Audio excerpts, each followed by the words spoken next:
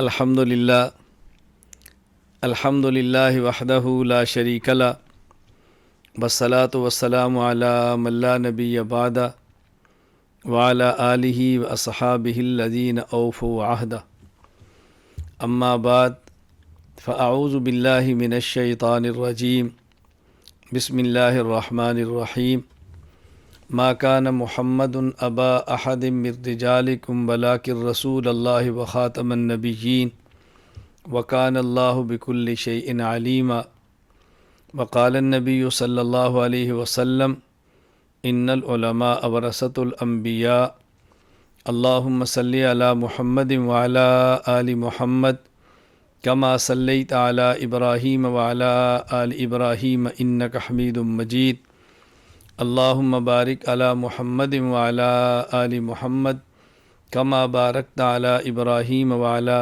آل ابراہیم انک حمید مجید۔ آج کی اس مجلس میں آپ حضرات کی خدمت میں نہایت اختصار کے ساتھ 5 باتیں عرض کروں گا۔ نمبر 1، ہمارا تعارف کیا ہے، ہم کون ہیں، ہماری پہچان کیا ہے۔ اس کے لیے 4 باتیں اچھی طرح ذہن نشین فرما لیں۔ جب یہ پوچھا جائے کہ تمہارا دین کیا ہے تو ہمارا جواب آئے گا اسلام، ہم مسلمان ہیں۔ نمبر 2، جب یہ پوچھا جائے تمہارا مسلک کیا ہے تو ہمارا جواب آئے گا اہل سنت والجماعت۔ اور جب یہ پوچھا جائے کہ تمہارا مذہب کیا ہے تو ہمارا جواب آئے گا احناف۔ اور جب یہ پوچھا جائے تمہارا منہج کیا ہے تو ہمارا جواب آئے گا دیوبندیت۔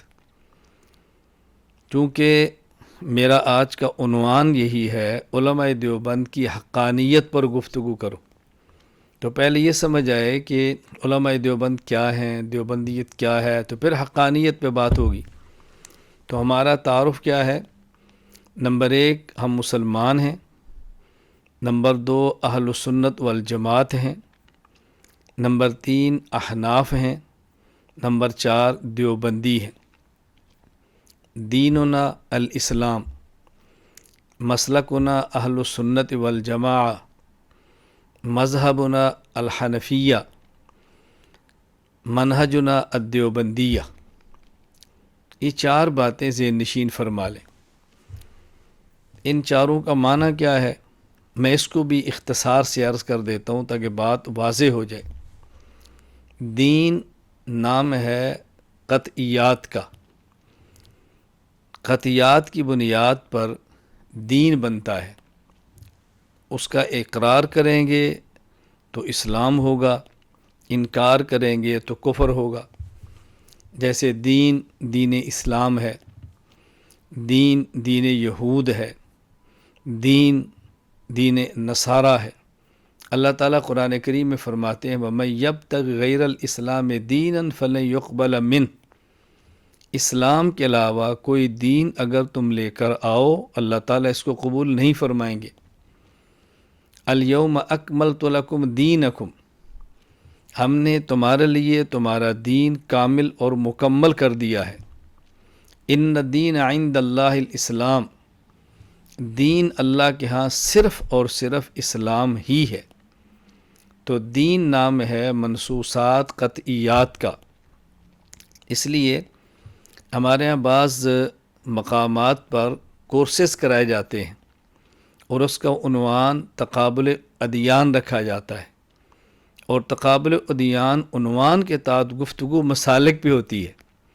تو میں ان کی خدمت میں عرض کرتا ہوں کہ عنوان جب تقابل ادیان ہو تو گفتگو مسالک پہ نہیں کرتے، اس لیے کہ دین کا معنی الگ ہے اور مسلک کا معنی الگ ہے۔ نمبر 2، مسلک، یہ نام ہے منصوصات ظنیات کا۔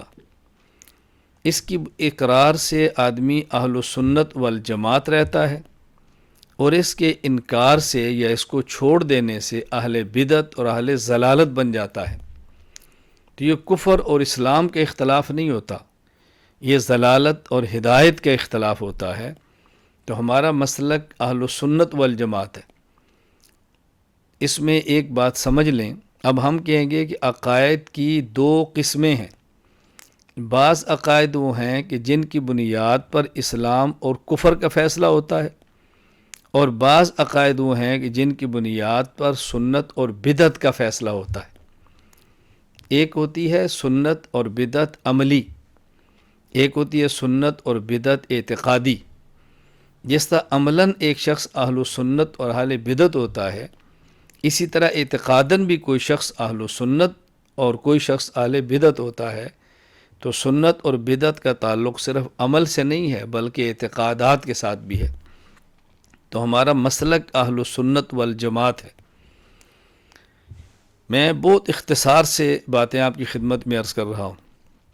یہ بات ذہن نشین فرما لیں کہ بسا اوقات ایک شخص دین کے اعتبار سے مسلمان ہوتا ہے اور مسلک کے اعتبار سے اہل بدعت ہوتا ہے، تو وہ شخص خطرناک کافر سے بھی زیادہ ہوتا ہے۔ تو دو باتیں الگ ہیں، ایک ہے ضلالت اور ایک ہے ضرر۔ بسا اوقات ایک شخص ضلالت میں آگے ہوتا ہے لیکن ضرر اور نقصان دینے میں چھوٹے درجے میں ہوتا ہے، اور بسا اوقات ایک بندہ ضلالت میں چھوٹے درجے پر ہوتا ہے اور وہ ضرر میں بڑے درجے پر ہوتا ہے۔ تو بعض اوقات علماء کرام ان کے خلاف کام کرتے ہیں جو ضلالت میں نچلے درجے پر ہیں لیکن نقصان پہنچانے میں اور ضرر دینے میں بہت آگے نکل جاتے ہیں، اور جن کے سامنے پوری بات نہیں ہوئی تو ان کو اشکال ہوتا ہے یہ تو مسلمان ہیں، ان کے خلاف کام کرنے کی کیا ضرورت ہے؟ بھائی کافروں کے خلاف کام کرو، تم تو مسلمانوں کے خلاف لگے ہوئے ہو۔ تو ان کو پھر بات یہ سمجھانی پڑتی ہے کہ حضرت ضلالت الگ چیز ہے اور ضرر الگ چیز ہے۔ میں اس کی مثال دوں گا تو شاید مزید بات واضح ہو جائے گی۔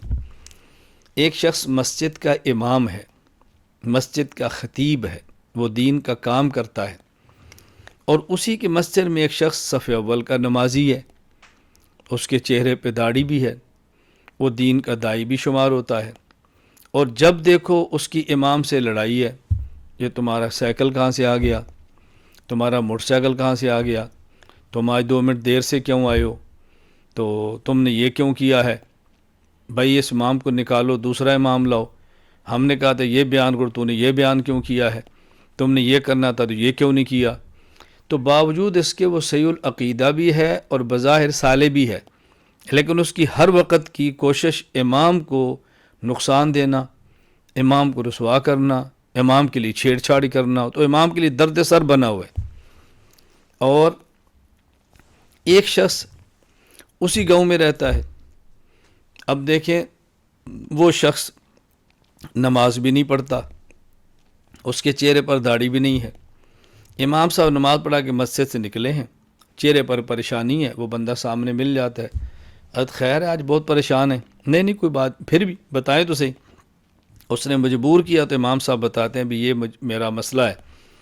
وہ کہتا ہے حضرت ہم گناہ گار تو ہیں لیکن ہم علماء کے نوکر ہیں، جب تک میں زندہ ہوں نا کوئی آپ کا کچھ نہیں بگاڑ سکتا، آپ حق بیان کریں اور کھل کے بیان کریں، آپ دین بیان کریں، میں دیکھتا ہوں آپ کو نکالتا کون ہے۔ اب آپ ذرا فرمائیں کہ آپ کیا دیکھیں گے بھی ان میں سے نیک کون ہے یا برا کون ہے، اور آپ یہ دیکھ رہے ہیں کہ ان میں سے امام کے لیے مفید کون ہے اور مضر کون ہے۔ تو ایک شخص بظاہر متقی تو نہیں ہے لیکن دین کو تقویت دے رہا ہے اور نقصان نہیں پہنچا رہا، اور دوسرا بظاہر متقی ہے لیکن وہ دین کو نقصان دے رہا ہے اور ضرر پہنچا رہا ہے۔ میں ایک اور مثال دیتا ہوں، ایک شخص آپ کے محلے میں رہتا ہے اور آپ کی مسجد میں آتا ہے اور ہر وقت وہ اختلافی باتیں کرتا ہے، چھیڑ چھاڑ کرتا ہے۔ اب آپ نماز پڑھ رہے ہیں، رفع الیدین نہیں کر رہے، آپ یہ کیوں نہیں کرتے، تمہاری نماز نہیں، آپ امام کے بجائے فاتحہ نہیں پڑھ رہے، تم یہ نہیں کرتے، تمہاری نماز نہیں۔ ہر وقت نمازیوں میں انتشار اور فتنہ بازی اس نے پچھا رکھے۔ اور ایک آپ کی مسجد کے محلے میں عیسائی ہے، وہ آتا ہے گٹر صاف کرتا ہے، لیٹرین صاف کرتا ہے، غسل خانے صاف کرتا ہے اور چپ کر کے چلا جاتا ہے۔ اب امام صاحب مسجد میں جب بھی تقریر کرتے ہیں اس مسجد میں آنے والے فتنہ پرور کے خلاف کرتے ہیں، تو لوگ کہتے ہیں جی مولانا صاحب وہ عیسائی ہے، اس کے خلاف آپ نہیں بولتے، یہ تو مسلمان ہے جیسے بھی ہمارے ہیں، ان کے خلاف آپ کیوں بات کر رہے ہیں؟ تو مولانا صاحب کہیں گے بیٹا وہ عیسائی تو ہے لیکن ہماری مسجد کے ماحول کو خراب نہیں کر رہا، وہ گند صاف کر رہا ہے، غلاظت صاف کر رہا ہے، اور یہ ہیں تو مسلمان لیکن پورے مسجد کا ماحول انہوں نے خراب کیا ہوا ہے۔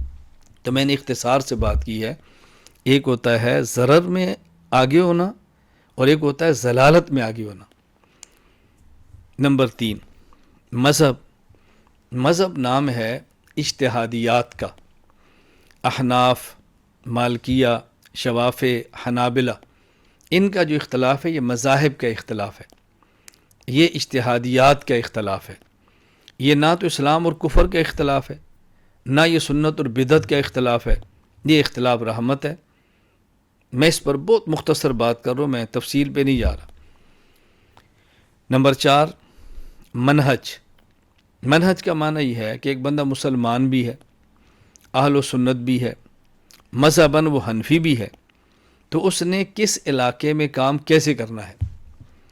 ہندوستان کا ماحول الگ ہے، امریکہ کا ماحول الگ ہے، انگلینڈ کا ماحول الگ ہے، افریقہ کا ماحول الگ ہے، تو دنیا بھر کے ممالک کے ماحول الگ ہیں، تو کس ماحول میں کیسے کام کرنا ہے، یہ ہے منہج، طریقہ کار۔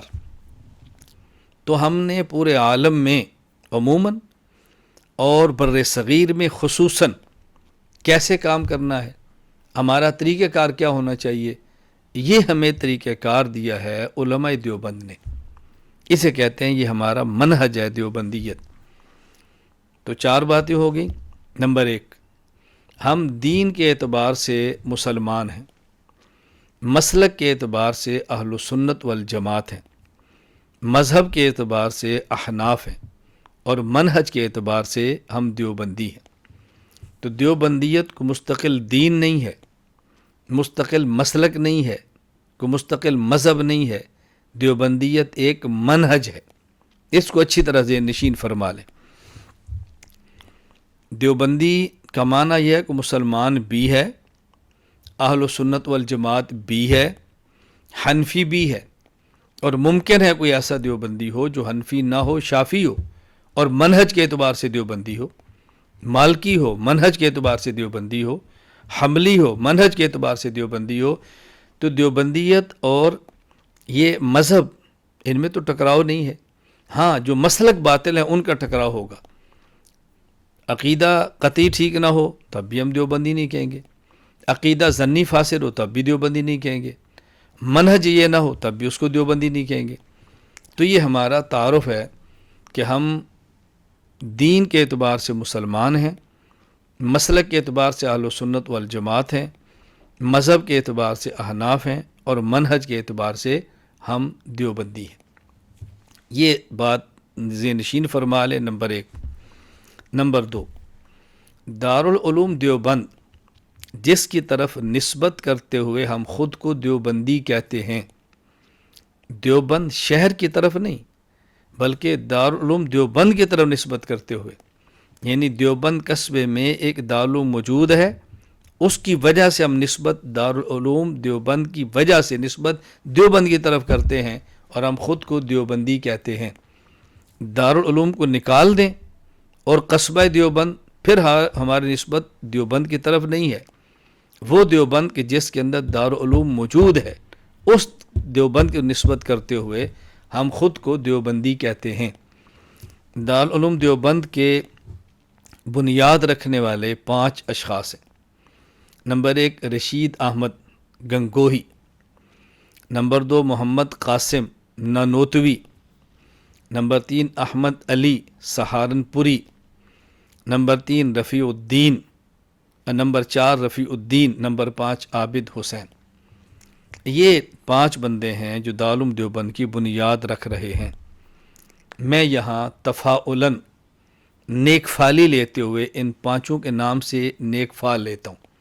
نیک فال کا معنی کیا ہے؟ ایک شخص اپنے بیٹے کا نام اسد رکھتا ہے، بھئی تمہارا بیٹا تو انسان ہے، تم نے اسد نام کیوں رکھا؟ وہ کہتے ہیں چونکہ اسد دلیر ہوتا ہے، میں چاہتا تھا میرا بیٹ دلیر ہو، میں نے نام اسد رکھا۔ تو یہ نیک فالی کے طور پر بیٹے کا نام اسد رکھا ہے۔ حضرت علی رضی اللہ تعالیٰ عنہ کے ہاں بیٹا پیدا ہوا، رسول اکرم صلی اللہ علیہ وسلم نے پوچھا علی کیا نام رکھا ہے؟ کہا جی حرب. فرمایا تو جنگجو ہے، تم بیٹے کا نام حسن رکھو تاکہ وہ صلحجو بنے. تو اب حضرت علی رضی اللہ تعالیٰ عنہ نے بیٹے کا نام حسن رکھ دیا. حضرت حسن رضی اللہ تعالیٰ عنہ نے حضرت علی رضی اللہ تعالیٰ عنہ، امیر معاویہ رضی اللہ تعالیٰ عنہ، بڑی ہستیاں تھیں. حضرت علی رضی اللہ عنہ دنیا سے رخصت ہو گئے، شہید ہو گئے. امیر معاویہ رضی اللہ عنہ موجود ہیں، ان کے مقابلے میں فوج موجود ہے. آپ نے ان دونوں کے درمیان صلح کرائی. نیک فال، میں نیک فالی کے طور پہ کہتا ہوں. رشید احمد کو دیکھے تو قرآن کیا کہتا ہے؟ حضرت لوط علیہ السلام کی قوم جب مخالفت میں حد میں اتر گئی، آپ نے ایک جملہ فرمایا الیس منکم رجل الرشید، کیا تمہارے اندر کوئی رشید نہیں ہے؟ رشید کسے کہتے ہیں؟ سمجھدار. حضرت لوط علیہ السلام کی قوم فتنے کے اندر مبتلا تھی، تو کہا ایسا بندہ نہیں ہے جو اس فتنے کو روک سکے، سنبھال سکے. معلوم ہوا کہ رشید وہ شخص ہے کہ جو فتن کا دروازہ بند کرتا ہو. اللہ تعالیٰ نے اس دارالعلوم کی پہلی اینٹ اس شخص سے رکھوائی ہے جو فتنوں کے دروازے بند کرتا ہے. تو دارالعلوم دیوبند دنیا میں فتنوں کے خلاف دروازے بند کرنے کا ذریعہ ہے. ابھی بھی آپ گفتگو سماعت فرما رہے تھے، فتنہ شکیلیت کا دروازہ بند کرنے کے لیے دارالعلوم دیوبند ہی میدان میں نا. دارالعلوم دیوبند کے فضلاء، دارالعلوم دیوبند کے متعلقین، دارالعلوم دیوبند کے محبین، یہ سب اسی سے منسوب ہے. رشید احمد. نمبر 2 محمد قاسم. رسول اکرم صلی اللہ علیہ وسلم فرماتے ہیں، فرمایا کہ واللہ یعطی و انما انا قاسم، علم اور عمل اللہ عطا فرماتے ہیں اور میں محمد علم و عمل کو تقسیم کرتا ہوں. تو دوسری اینٹ رکھنے والے کون ہیں؟ محمد قاسم. یہ وہ شخص ہے جس نے دنیا میں علوم کو تقسیم کیا ہے، اور ایسے علوم سبحان اللہ. حضرت کی اردو میں لکھے جانے والی کتب کو پڑھ کر سمجھنے کے لیے درسگاہ میں بیٹھنا پڑتا ہے، وگرنہ سمجھ نہیں آتی. حضرت نانوتوی رحمۃ اللہ علیہ کی علوم نہیں سمجھ آتے تو لوگ ان پر اعتراض کر لیتے ہیں.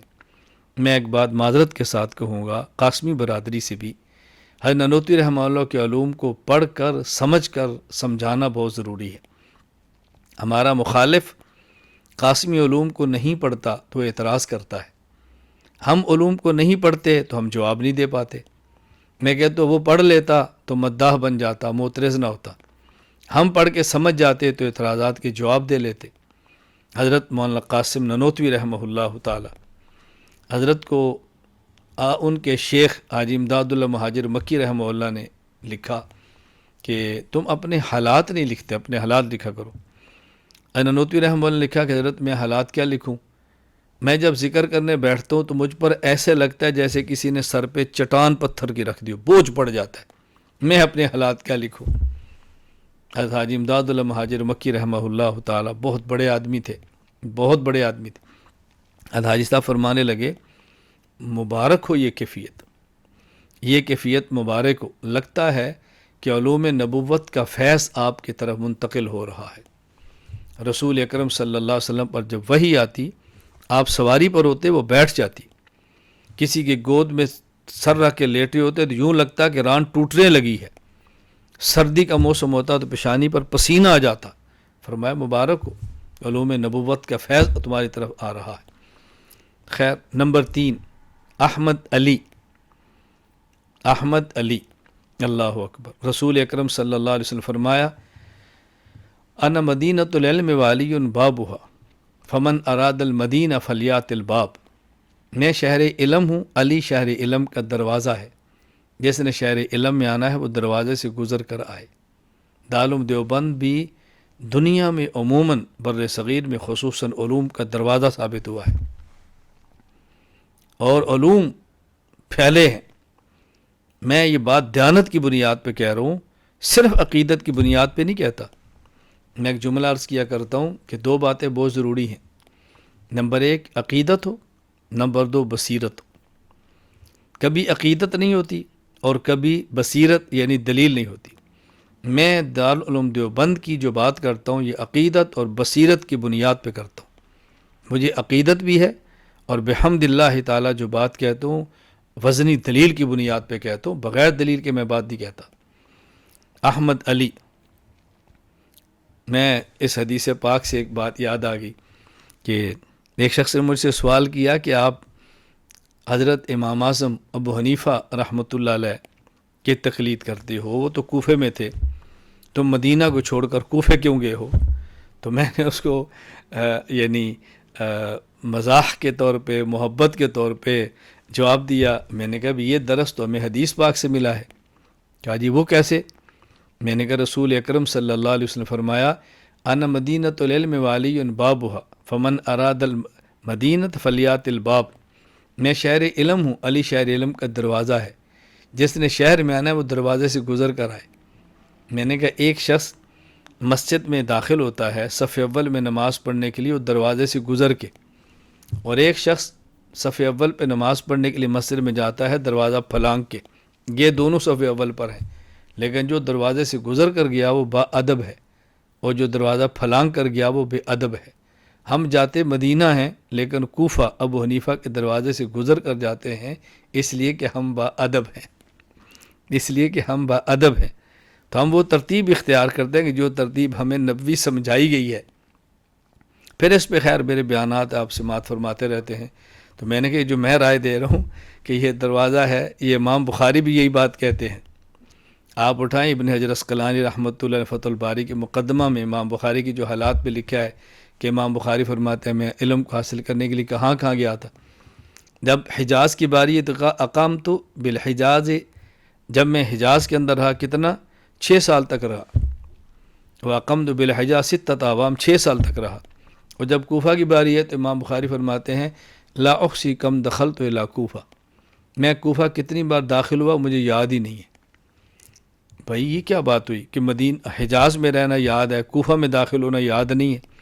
ایک بچہ دارالعلوم دیوبند میں پڑھتا ہے اور وہ دورہ حدیث کرتا ہے، اس سے پوچھو بیٹا تو دارالعلوم دیوبند میں کتنے سال رہا؟ وہ کہے گا جی 8 سال۔ یہ دارالعلوم دیوبند کا دروازہ یہاں سے کتنی بار گزرا ہے؟ کہا جی مجھے یاد نہیں ہے۔ منزل میں رہنا یاد ہوتا ہے، دروازے سے گزرنا یاد نہیں ہوتا۔ تو امام بخاری کو حجاز میں رہنا یاد ہے، کوفہ میں داخل ہونا یاد نہیں رہا۔ وہ بھی سمجھتے ہیں کہ مدینہ منزل ہے اور کوفہ دروازہ ہے۔ ہم بھی یہ کہتے ہیں کہ مدینہ ہماری منزل ہے اور کوفہ ہمارا دروازہ ہے۔ بات میں نے پھر عرض کیا نا کہ بات لمبی ہو جائے گی، میں اب مضمون کو سمیٹتا ہوں، وقت چونکہ بہت کم ہے، آپ حضرات بھی مصروف زیادہ ہیں، تو مجھے آپ کی مصروفیت کا بھی خیال رکھنا ہے۔ میرا تو کام ہی یہ ہے، ہماری تو کیا مصروفیت ہے، صبح ہے یا شام ہے، دن ہے یا رات ہے۔ مجھے کبھی ساتھی کہتے ہیں حضرت آپ کے، ایک ساتھی کا مجھے امریکہ سے فون آیا تو مجھے کہتے ہیں آپ کو اس سے بات کرنی ہے تو آپ کے اوقات کیا ہیں؟ میں نے کہا جن کی اوقات ہو ان کے اوقات ہوتے ہیں، ہماری اوقات بھی نہیں، ہمارے اوقات بھی نہیں۔ آپ کال کر لیں، میں نہ اٹھاؤں تو سمجھنا وہ سویا ہوگا یا بیان کر رہا ہوگا یا کسی اجلاس کے اندر ہوگا۔ اور بس اوقات ساتھی پوچھ لیتے ہیں یا فارغ کب ہوں گے؟ میں نے کہا بھی فارغ اور ہم یہ دو باتیں بڑی عجیب سی ہیں، فارغ کب ہوں گے؟ کیسے فارغ ہوں گے؟ تھوڑی سی زندگی ہے، اس میں فراغت کیا ہوتی ہے؟ نہیں ہے میں نے آپ سے بات کرنی تھی۔ میں نے کہا بات کریں گے تو یہ بھی مصروفیت ہے، آپ سے بات نہیں کریں گے کام میں لگ ہوئی مصروفیت ہے۔ بھئی کسی اپنے کو جواب دینا بھی مصروفیت ہے، کسی کا فون سننا بھی مصروفیت ہے، یہ بھی تو دین کا کام ہے نا۔ ایک آدمی درسگاہ میں بیٹھ کے پڑھاتا ہے، ایک آدمی کسی کو فون پہ جواب دیتا ہے، کسی میسج پہ جواب دیتا ہے، یہ ساری چیزیں وعظ و نصیحت اور دین کا حصہ ہے۔ اللہ ہمیں یہ بات سمجھنے کی توفیق عطا فرمائے۔ خیر میں مستقل کبھی اس پر نشست ہو تو پھر میں کوفہ پہ بات کروں، میں تقلید پہ بات کروں، حنفیت پہ بات کروں، اور میں دلائل آپ کی خدمت میں پیش کروں، آپ کو احساس ہو کہ کتنے مضبوط دلائل ہمارے پاس موجود ہیں اور ہم کس الجھن کا شکار ہیں، کس الجھن کا شکار ہے۔ ہمارے میرے پاس ابھی تشریف فرما ہے، بیٹھے ہوئے آسٹریلیا کے ہمارے شاگرد بھی ہیں، مرید بھی ہیں، عالم ہیں، وہاں سے تشریف لائے۔ تو آج میں ان سے ایک بات کر رہا تھا، ایک بات انہوں نے کی، وہ بڑی پیاری بات کی۔ نے کہا جی ہمارا ایک عالم ہے، فلاں جگہ سے فاضل ہیں اور وہ بہت دور ہو گئے، تو وہ کہتے ہیں بھی جب امام شافعی رحمۃ اللہ امام حنیفہ کا اتنا اختلاف ہے کہ ایک کہہ رہا عورت کو ہاتھ لگاؤ تو وضو ٹوٹتا ہے، دوسرا کہتا ہے نہیں ٹوٹتا، ادھر آپ کہتے ہیں دونوں ہی حق ہیں، تو پھر ہمیں کیا ضرورت تقلید کے جمود کی؟ تو میں نے کہا اس کا قصور نہیں ہے، قصور تو ان کا ہے نا جن نے پڑھایا ہے۔ جب اختلاف بتائے تھے تو اس کو سمجھانا چاہیے تھا نا کہ یہ دونوں ٹھیک کا مطلب کیا ہوتا ہے، ثواب اور خطا کا معنی کیا ہوتا ہے، چاروں ائمہ عند اللہ عند الناس برحق ہے، عند اللہ ایک برحق ہے، اس کا مطلب کیا ہے۔ جب ہم دلائل سے بات سمجھائیں گے تو بچہ کو کیوں دائیں بائیں جائے گا؟ وجہ کیا، کیوں جائے گا؟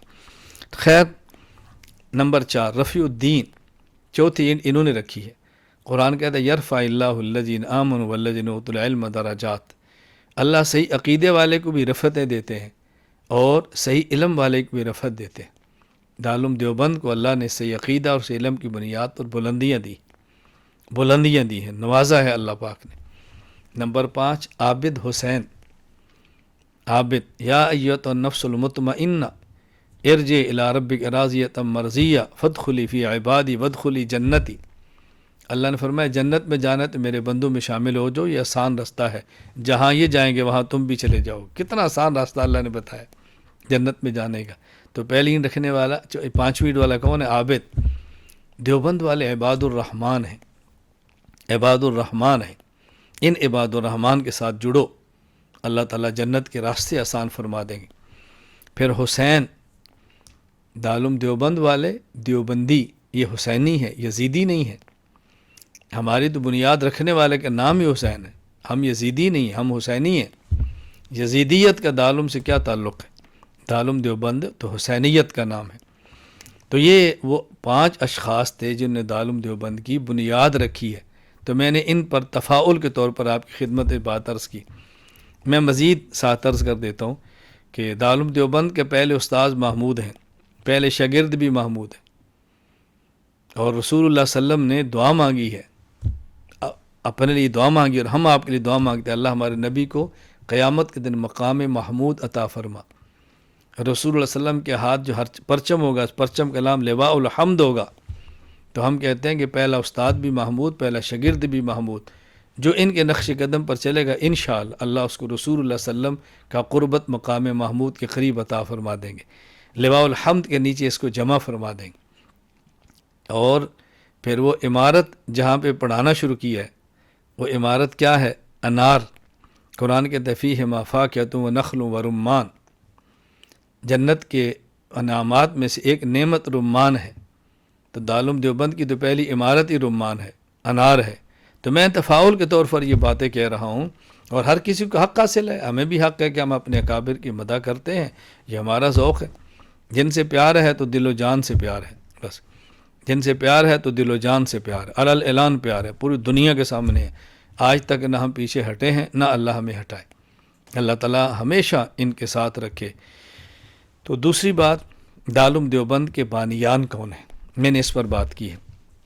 تیسری بات، جب ہم یہ بات کہتے ہیں کہ یہ دیوبند کی رائے ہے، یہ دیوبند کا عقیدہ ہے، اکابرین دیوبند اس مسئلے میں اکٹھے تھے، اس مسئلے پر دیوبند میں اختلاف ہے، اس کا مطلب کیا ہے؟ یہ تعین کرنا ضروری ہے کہ اکابرین دیوبند سے مراد کیا ہے، کن کی رائے کا نام عقیدے میں اکابرین دیوبند کا متفق عقیدہ ہے۔ نمبر 1 رشید احمد گنگوہی، نمبر 2 محمد قاسم ننوتوی، نمبر 3 شیخ الہند محمود حسن دیوبندی، نمبر 4 شیخ الہند کے بلا واسطہ تلامذہ شیخ الاسلام سید حسین احمد مدنی، حکیم الامت اشرف علی تھانوی، خاتم المحدثین علامہ انور شاہ کشمیری، بانی تبلیغی جماعت محمد الیاس، مفتی ہند مفتی کفایت اللہ دہلوی۔ تو یہ ذہن نشین فرما لیں، یہ 3 قسم کے افراد ہیں۔ نمبر 1 دیوبند کے بانی رشید احمد قاسم ننوتوی، نمبر 2 شیخ الہند دیوبند کا پہلا صدر مدرس، نمبر 3 ان کے بلا واسطہ تلامذہ۔ یہ ہیں جن کی رائے کو دیوبندیت کی رائے عقیدے میں کہا جاتا ہے۔ یہ بات میں اس لیے کہہ رہا ہوں، اگر کوئی شخص خود کو دیوبندی کہتے ہوئے ایسا عقیدہ پیش کرے جو ان حضرات کا متفقہ نہیں تھا، تو بھول کر بھی آپ نے اس کو دیوبندی نہیں کہنا، غلطی سے بھی اس کو دیوبندی تسلیم نہیں کرنا۔ یہ میں اس بنیاد پہ کہہ رہا ہوں کہ بعض وہ لوگ جو حضرت شیخ الہند رحمہ اللہ کے بلا واسطہ تلامذہ نہیں ہیں، آگے ان کے شاگرد تھے، ہندوستان میں پڑھا اور ممالک میں گئے اور عقیدہ ان کے خلاف پیش کر دیا، تو لوگوں غلط فہمی یہ ہوئی کہا جی اس مسئلے پر علماء دیوبند میں اختلاف ہے۔ مثلا رسول اکرم صلی اللہ علیہ وسلم وفات کے بعد قبر اطہر میں زندہ ہیں، تو لوگوں نے کہا جی اس میں علماء دیوبند میں اختلاف ہے۔ رسول اکرم صلی اللہ علیہ وسلم کی قبر پر صلاۃ والسلام پڑھو تو سنتے ہیں، دور سے پڑھیں تو اللہ ملائکہ کے ذریعے پہنچاتے ہیں، تو کئی لوگوں نے کہا اس میں علماء دیوبند کا اختلاف ہے۔ رسول اللہ علیہ وسلم کی ذات کا وسیلہ دے کر دعا ہم مانگتے ہیں، تو کئی لوگوں نے کہا جی اس میں علماء دیوبند کا اختلاف ہے۔ ہم نے کہا نہیں، اس میں علماء دیوبند کا اختلاف نہیں، جو دیوبندی نسبت کرتے ہوئے اس عقیدے سے روگردانی کرتا ہے اس کا اختلاف دیوبند میں اختلاف نہیں، اس کا اختلاف دیوبند سے اختلاف ہے۔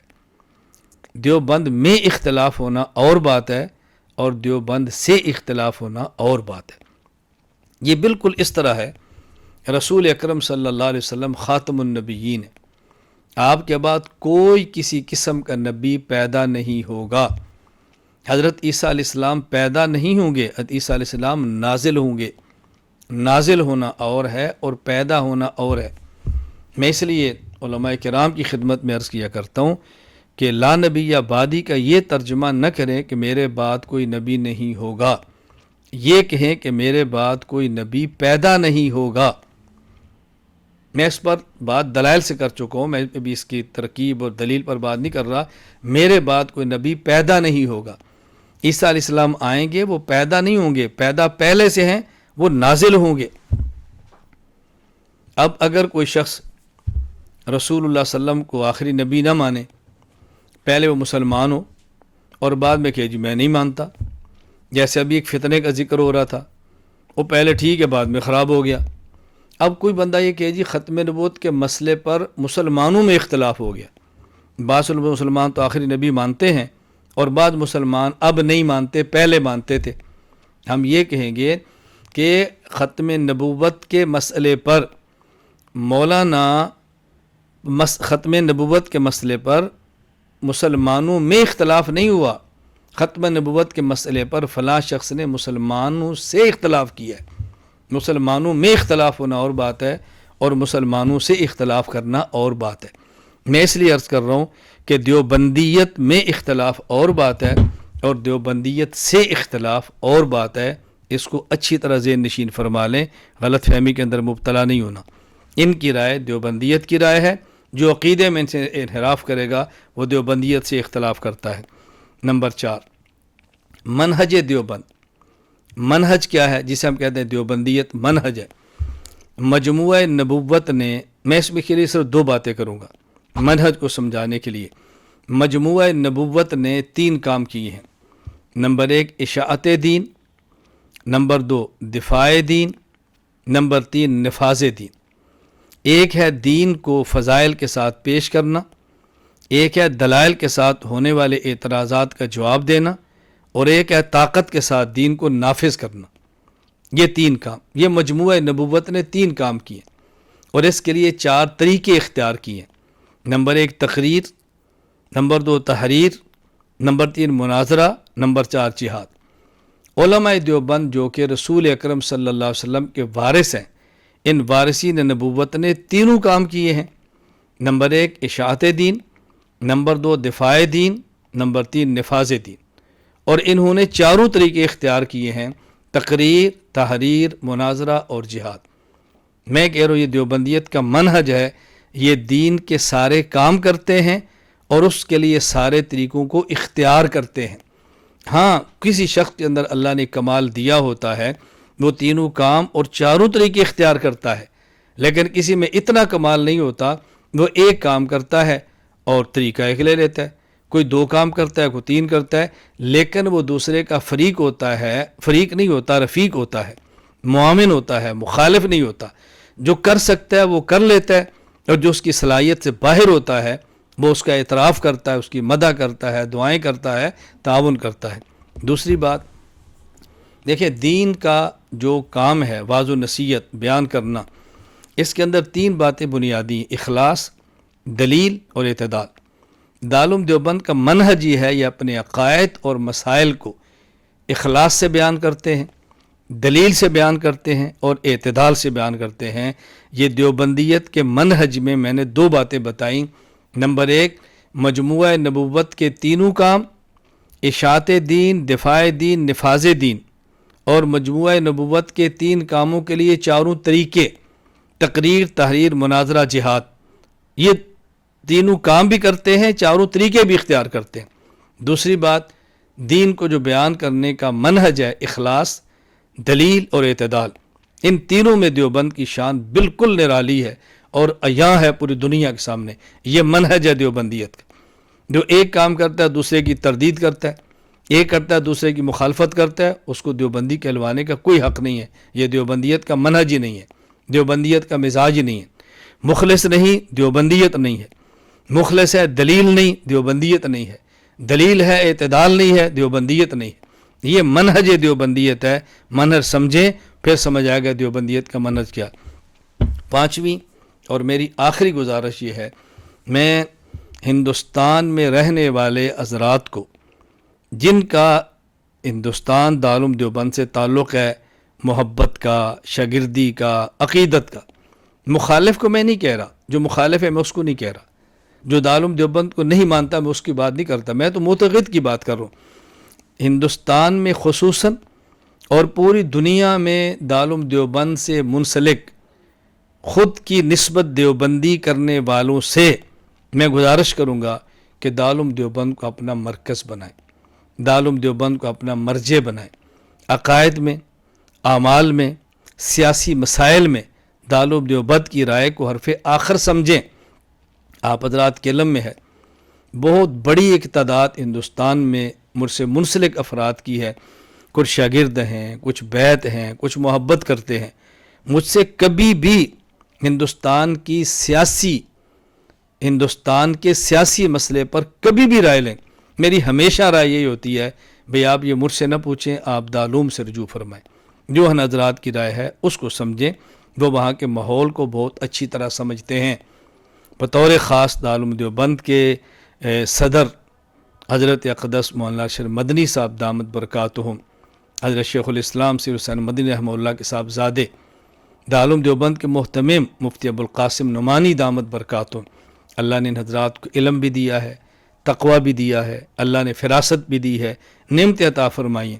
تو میری آخری گزارش یہ ہے کہ میری بات کو سننے والے حضرات سیاسی معاملات میں اور ملکی معاملات میں ہندوستان میں رہنے والے وہ دارالعلوم دیوبند کی طرف رجوع کریں، دارالعلوم دیوبند کی رائے کو لیں، اپنے حضرات پر اعتماد کریں، اور جو پوری دنیا میں دارالعلوم دیوبند کے منتسبین موجود ہیں وہ ہر وقت اپنا رجوع دارالعلوم کی طرف رکھیں، دارالعلوم کی رائے کو حرف آخر سمجھیں۔ ہم ان اکابر کو بڑا مانتے ہیں، ہم نے جو کچھ لیا وہیں سے لیا ہے۔ اللہ تعالیٰ مجھے بھی اور آپ کو بھی عمل کرنے کی توفیق عطا فرمائے۔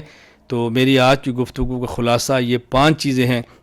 نمبر 1 ہمارا تعارف، نمبر 2 بانیان دارالعلوم دیوبند، نمبر 3 اکابرین دیوبند، نمبر 4 منہج دیوبند، اور نمبر 5 میری آخری گزارش، اللہ ہم سب کو اپنے اکابر کے ساتھ وابستہ رکھے، اپنے مرکز علمی کے ساتھ وابستہ رکھے، اللہ میں اخلاص کے ساتھ، دلیل کے ساتھ، اعتدال کے ساتھ دین کی مقبول خدمت کرنے کی توفیق عطا فرمائے۔ میں آپ حضرات کا مشکور ہوں کہ آپ نے مجھے گفتگو کا موقع دیا، بولنے کا موقع دیا، میری آواز دوسروں تک پہنچانے کا سبب بنے۔ اللہ تعالیٰ آپ حضرات سے بھی کام لے، اللہ مجھ سے بھی کام لے، اللہ مجھ سے اور آپ سب سے راضی ہو جائے۔ وآخر دعوانا ان الحمد للہ رب العالمین۔